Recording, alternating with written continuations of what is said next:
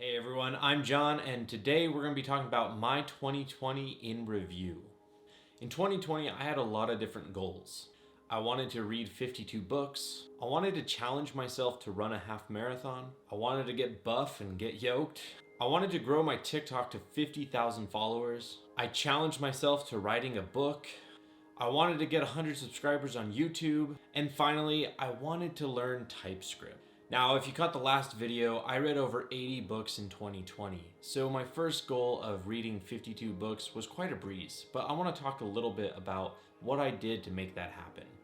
The first thing is that I would always have a daily routine of reading. That was 30 minutes in the morning, 30 minutes at night, or really 30 minutes whenever I could find 30 minutes in a day.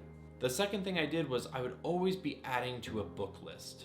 And the last thing is that I would buy or I'd rent or find a way to read the book.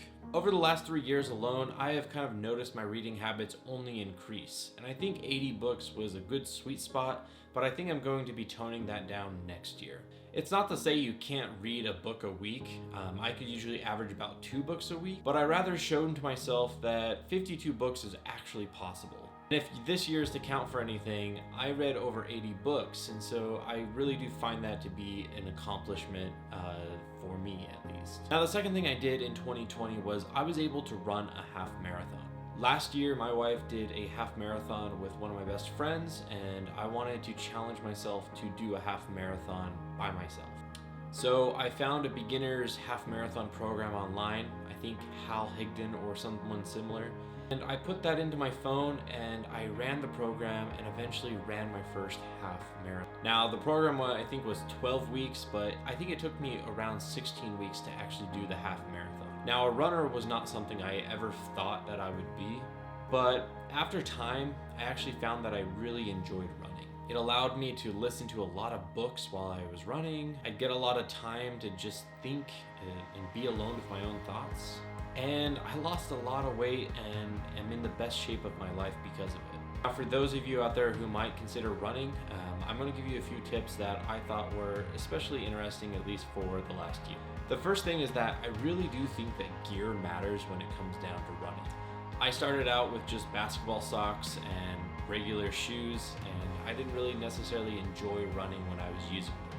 Now, I then upgraded to some running socks, I think Balega or something similar, and then I also bought a pair of running shoes, and these are game-changing. And once you get your basic gear down so that you can go a mile or two, you then want to think about hydration. So hydration is the next thing that you really want to consider. You can invest in a hand flask or even a vest flask, and I think this is really important if you choose to do long distance. But if long distance really isn't for you, then don't worry about it. Now the third thing was I wanted to get yoked. I wanted to lift more weights and just be a little bit more healthy. Now this one actually was kind of on the back burner because I would train so much for my half marathon that I would often be too sore to actually lift. I typically follow the Jim Wendler 531 program, and this program is great because it allows you to customize how many days a week that you need to lift. So with a 531 program, you are doing 5 higher repetitions, lower weight, and you're going down to 1 repetition with maximum weight or close to maximum. This was a great program to be doing while I was running because I would be gaining muscle as I'd be trimming my fat. And the investment for weightlifting is actually fairly cheap if you think about it in the long term. You can buy a squat rack, some dumbbells, a barbell, and some weight, and you can pretty much do any exercise that you want to be. All right, now on to TikTok. Last year, I kind of downloaded TikTok as a joke, and I thought it was an interesting app, and me and my wife were just kind of on it because we were bored. So I started to create some content mostly around tech and computers, and those eventually blew up. I had a few that actually went really viral, over 1 million views. Now within the span of a month, I think I gained over 15,000 followers. But then I got pretty lazy and I wouldn't post that many videos at all. In fact, this whole year I've been pretty lazy on TikTok. I've only posted 200 videos. And just for you out there who don't know what TikTok is, you can choose to only upload 15 to 60 second video clips.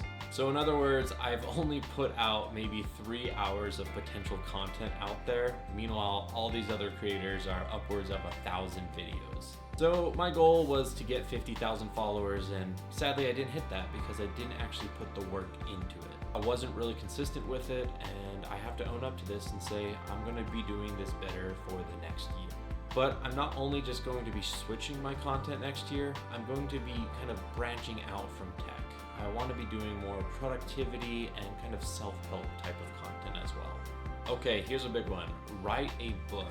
So for writing a book, I did a lot of writing in 2020. Like on my website, for example, I wrote so many different blogs, especially on like self-improvement and tech and getting a job in the tech industry. But I also wrote a lot of content that I think more aligns with my personal values. This is content that I call the 4 elements, and it kind of has a elemental theme around it. But the idea is that you're building a system, or at least a life system, to kind of sustain your projects and be able to make progress for the outcomes that you ultimately want.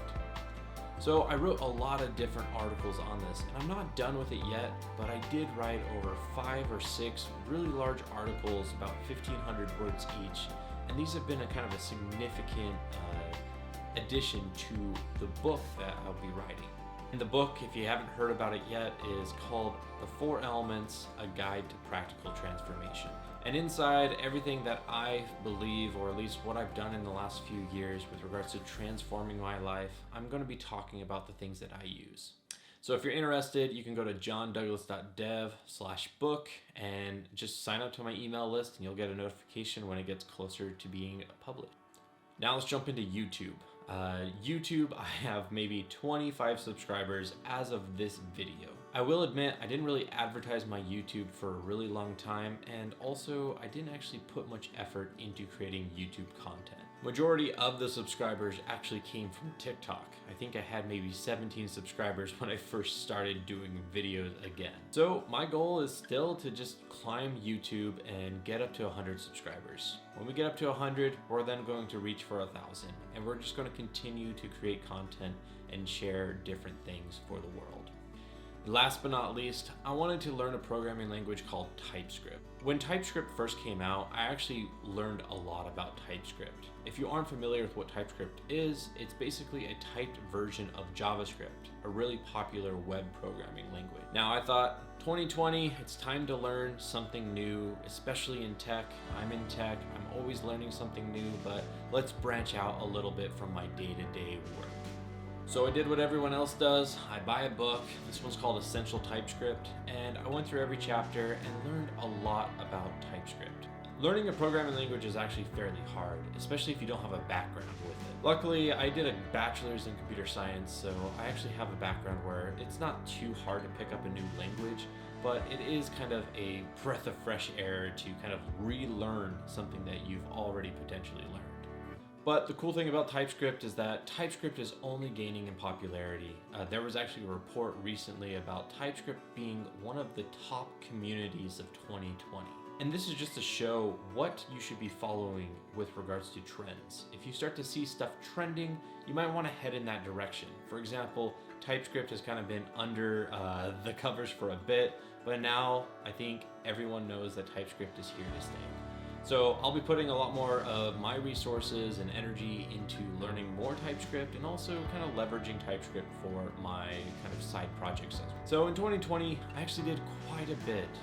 I actually didn't cover a lot of the things that I did kind of more personally, but maybe those will come out in a future video. I just wanted to cover my 2020 to kind of explain the process of how I think and how I'm going to be planning my 2021. Now, I'll be doing a video that's more of a tutorial of how to plan your year, and that will be coming up in just a couple of weeks. But for me today, that's all I have, and I will see you next week.